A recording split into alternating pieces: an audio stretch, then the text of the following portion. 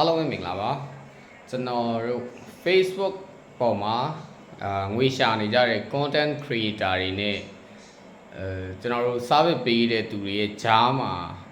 ရှိတဲ့အလွဲလေးတွေနားလည်မှုလွဲနေတဲ့အလွဲလေးတွေပေါ့နော်အဲ့ဒီဟာလေးတွေကိုကျွန်တော်ဒီနေ့ပြောပြချင်ပါတယ်။ဘာလဲဆိုတော့ဗျာကျွန်တော်တို့ Facebook မှာတိထားတဲ့အကြောင်းအရာကပေါ့နော်ဒီပေးရောက်နဲ့ဆိုင်တဲ့အကိစ္စကိုအဓိကထားပြောသွားမှာပေါ့နော်ပေးရောက်ကကျွန်တော်တို့အခုဆိုလို့ရှိရင်ပတ်စံတွေဝင်လာပြီးတော့မှပေးရောက်တွေက register ဖြစ်တဲ့ပေးရောက်တွေများတယ်ပေါ့နော်ပတ်စံထုတ်ခံနေကြတော့မှကျွန်တော်တို့ verify တောင်းတယ် ID verification တွေ bank statement တွေ face ID တွေတောင်းတယ်ပေါ့နော်တောင်းတဲ့အချိန်မှာတချို့ကပြန်တင်လို့ရသွားတာရှိတယ်တချို့ကတင်လိုက်ပြီးတော့တန်းပြီး disable ဖြစ်သွားတာရှိတယ်တချို့ကြတော့လေတင်တယ်ပြန်တောင်းတယ်တင်တယ်ပြန်တောင်းတယ်အဲ့ဒါအစစ်အမှန်နေကြီးပဲเนาะလိန်ညာပြီးတင်နေတာတခုမှမပါဘူးမပါဘဲနဲ့အစစ်အမှန်တွေကိုယ့်ရဲ့ information အစစ်အမှန်တွေတင်ပြီးတော့ကိုအဲ့လိုဖြစ်နေတာရှိတယ်ကိုယ့်ရဲ့ information အမှန်ကြီးတင်တာကိုတော့ disable ဖြစ်သွားတာရှိတယ်ကိုယ့်ရဲ့ information အမှန်တင်ပြီးတော့တန်းအောင်သွားတဲ့အကောင့်တွေလည်းရှိတယ်တန်းမအောင်ဘဲနဲ့နောက်ထပ် bank statement ကိုခဏပြန်တောင်းနေတာမျိုးတွေလည်းရှိတယ်ဆိုတော့ဒါကဘာနဲ့ဆိုင်လဲဆိုကျွန်တော်တို့ဒီဘာမှလုပ်ပြီးလို့မရဘူးကျွန်တော်တို့အဲ့ဒီဟာမှာbank statement ကျသွားတယ်ဟလာကျွန်တော်တို့ bank statement တင်တဲ့အချိန်မှာခဏပြန်တင်ရတာတွေ disable ဖြစ်သွားတာတွေဖြစ်တယ်ဆိုလို့ရှိရင်ကျွန်တော်တို့ service သမားတွေအနေနဲ့ကလည်းဘာမှလုပ်ပြီးလို့မရဘူးအဲ့ဒီဟာမှာအကောင်းဆုံးနည်းလမ်းကပေးရောက်ကို transfer လုပ်ဖို့ပဲအဲ့တော့ကျွန်တော်ပြောချင်တာက Facebook ပေါ်မှာပတ်စံရှာတဲ့သူတွေဆိုလို့ရှိရင်လေဒီ ID knowledge တွေကိုနားလည်ထားဖို့ ਨੇ နားလည်ထားမှအဆင်ပြေမယ်အဲ့ဒါမှကျွန်တော်တို့ငွေထုတ် service လုပ်ပေးနေတဲ့သူတွေနဲ့ဒီ creator သမားတွေနဲ့ဂျားထဲမှာညှိယူလို့ရမယ်ပေါ့နော်နေမို့ဆိုလို့ရှိရင်ပြဿနာတွေကမသိလို့ရှိရင် creator သမားတွေကပဲ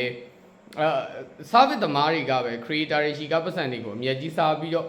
ယူသုံးနေတယ်လို့ယူနေတယ်လို့ဖြစ်နေမယ်ပေါ့နော်အမှန်တကယ်ကတော့ဒီကျွန်တော်တို့service သမားတွေအနေနဲ့ကလေအရန်ကိုအုံနောက်6ကတယ် Facebook ဆိုလို့ရှိရင်အရန်ကိုခေါင်း6ကတယ်ပေါ့နော်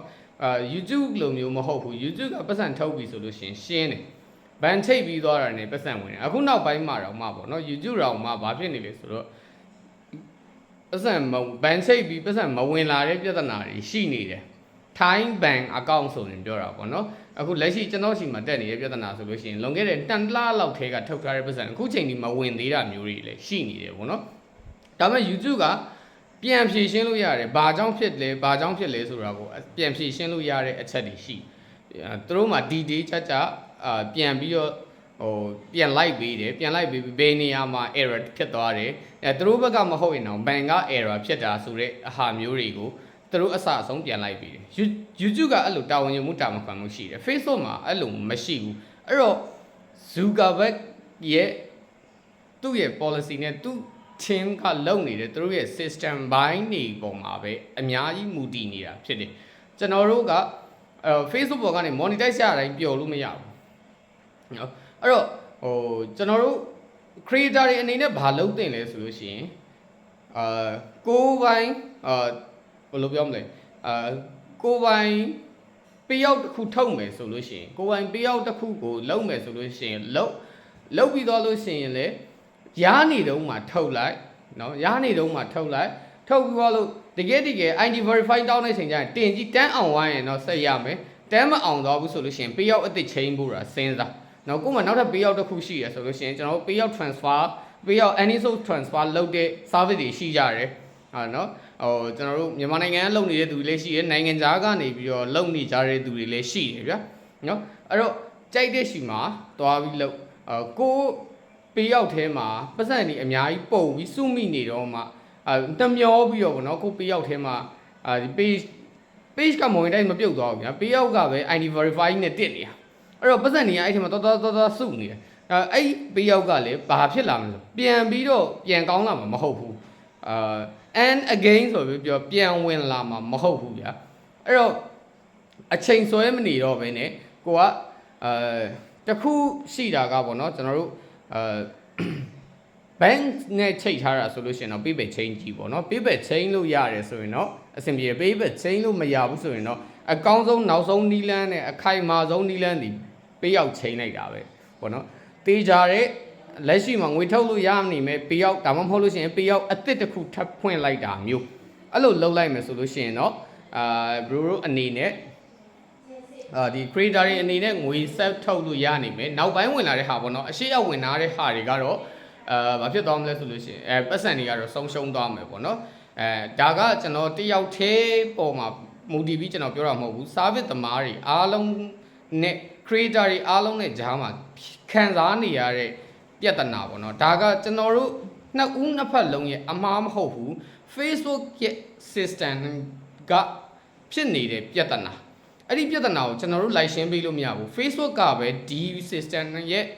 error တွေကိုသူတို့နိုင်အောင်ရှင်းနိုင်မှသာလျှင်ကျွန်တော်တို့နောက်ပိုင်းအလုပ်လုပ်လို့ရမှာနော်ဒီတိုင်းဆိုလို့ရှိရင်ကျွန်တော်တို့တွေကဒါဒီလိုတွေကြီးပဲဖြစ်နေအောင်မှာပဲပေါ့နော်အဲကြောင့်ငွေထုတ်မယ်ရသလောက်ထုတ်ပြီးသွားလို့ပေးရောက် disable ဖြစ်သွားတာနဲ့နောက်ထပ်ပေးရောက်တစ်ခုထိုက်စိန်လက်ရှိမှာတော့ဒီလိုပဲသွားနေရမှာနော်ဒါဒီကိစ္စတွေကိုနားလေတယ်တချို့နားလေတဲ့ creator တွေရှိတယ်နော်page တစ်ခုကိုတိတ်ပြီးတော့မမတ်ဆက်ဆက်ကြီးမလုပ်ဘူးနော်အဲ့ဒီ page ကနေ monetize ရသလောက်ယူလိုက်မယ်ရသလောက်ယူလိုက်ပြီးတော့မှပေးရောက် any စုပ်ကို change ကြည့်မယ် change ကြည့်လို့ရလားရတယ်ဆိုရင်ထပ် change နေအောင်မယ်အဲ့ကနေတော့ page ကတခုခု community standard တော့၎င်းဒါမှမဟုတ် partner monetization တော့၎င်းတခုခုနဲ့ page ရဲ့ monetization ကိုပါ disable ဖြစ်သွားတာတို့ suspended ဖြစ်သွားတာတို့ limit ဖြစ်သွားတာတို့ဖြစ်ပြီဆိုရင် page တခုအသစ် change လိုက်တယ်ဝယ်ခြင်းလည်းဝယ်လိုက်တယ်နောက်ထပ်အသစ်ထပ် try နေပေါ့ဗျာနော်အဲ့လိုပုံစံမျိုးနဲ့ Facebook ပေါ်ကနေပတ်စံရှာနေတဲ့သူတွေအများကြီးဘာဖြစ်လို့လဲဆိုတော့ Facebook ဒီ view ရလွယ်တယ် follower ရှာရလွယ်တယ်အဲ့ဒီအတွက်သူတို့က page တစ်ခု monetize အောင်ဖို့ကမခက်ဘူးပြီးတော့နီးတွေ policy တွေကိုသိလို့ရှိရင်ဒါတွေကခက်ခဲနေတဲ့အရာမဟုတ်ဘူးတကယ်လုံးနေတဲ့သူတွေเนาะအခုမှတက်လာပြီးတော့ကျွန်တော်နှိမ်ပြောမဟုတ်ဘူးเนาะ Facebook အကြောင်းကိုကောင်းကောင်းမသိဘဲနဲ့ဒါ technical ကိုတေချာနားမလည်ဘဲနဲ့ service အပ်တဲ့သူတွေနဲ့ service သမားနဲ့အဲ့ဒီ content creator နဲ့ဂျားထဲမှာတက်လိရှိတဲ့ပြဿနာတွေမို့လို့ကျွန်တော်ဒါကိုတက်ရှင်းပြတာပေါ့เนาะအဲ့တော့Facebook ပေါ်မှာဒီသဘောတရားရှိတယ်ပေးအောင်နဲ့ပတ်သက်လို့ရှိရင်ဒါမှမဟုတ် community standard နဲ့ပတ်သက်လို့ရှိရင်ပဲဖြစ်ဖြစ်เนาะပေးအောင်နဲ့ပတ်သက်လို့ရှိရင်ပဲဖြစ်ဖြစ်နော် sensitive ဖြစ်တယ် community standard ဆိုလို့ရှိရင်လည်း तू ကတစ်ချိန်မိပြီဆိုလို့ရှိရင်ပြန်ဖြေရှင်းလို့မရဘူးတစ်နှစ်ဆောင်းရတယ်ပေါ့နော်အဲ့လိုမျိုးပဲဒီ pay out ဆိုလို့ရှိရင် pay out မှာကဖြေရှင်းလို့မရတာပုံများတယ် pay out ရဲ့ admin ကိုယ်တိုင်ဖြေရှင်းရတာမျိုးတွေ Facebook ရဲ့ live chat တော့ပြောတာပဲဖြစ်ဖြစ် Facebook team နဲ့ပေါ့နော် live chat တော့ပြောလဲမလုပ်ပေးတဲ့အရာတွေရှိတယ်ပေါ့နော်အဲ့တော့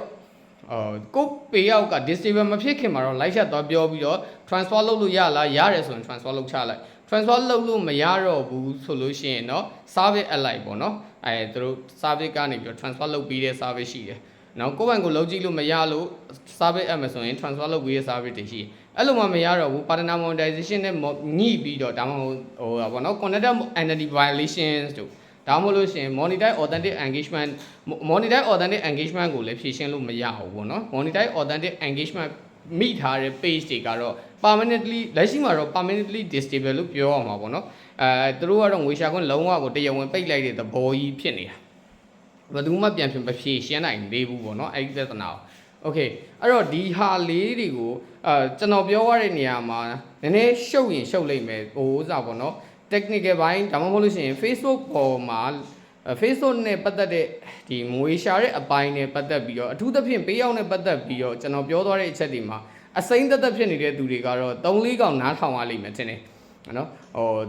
လုံးနေကြသူ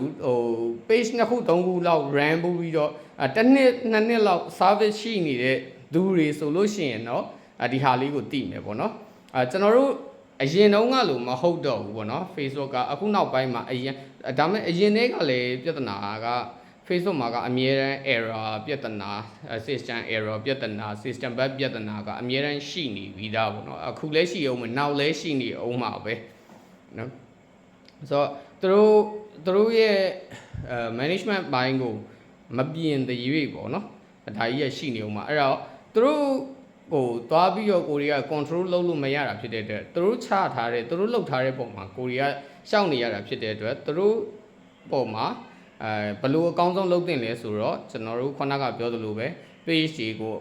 ရတယ်ဒီရနေတုန်းမှာရသလောက်ယူပြီးတော့လုံးဝမှပတ်စံရှာလို့မရတော့ဘူးဆိုမှနောက်ထပ် page အသစ်ကိုပြန်ချိန်လိုက်ပေါ့နော်ဝင်လာတဲ့ပြီးတော့ pay out disable ဖြစ်နေတာကြီးကိုအဲ့တိုင်းထားပြီးအဲ့ထဲကပတ်စံတွေ2မျိုးလို့ဆိုပြီးတော့လိုက်လုံးအနေနဲ့ pay out အသစ်ကိုချိန်ချလိုက်ဒီလိုပဲပြောချင်ပါတယ်အဲ့ဒါမှကိုယ့်ရဲ့လောက်အားနဲ့အချိန်ကြီးမဆုံးရှုံးပါပါဆိုတော့ကျွန်တော်ပြောချင်တာတော့ဒီလောက်ပဲနားမလဲတာမရှင်းတာဒါမှမဟုတ်ထပ်ပြီးသိချင်တာတွေရှိရင်တော့ကျွန်တော်ရဲ့ messenger ကနေလာပြီး mail လို့ရပါတယ်โอเคအဲ့တော့အားလုံးပဲ bye bye အဆင်ပြေကြပါစေ